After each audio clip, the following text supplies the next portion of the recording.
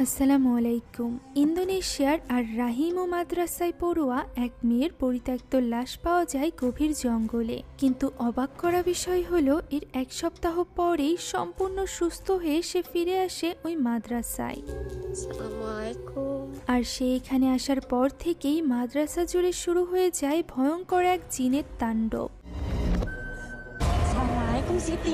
মাদ্রাসার অনেক মেয়েদের উপরই ওই জিন আসর করতে থাকে।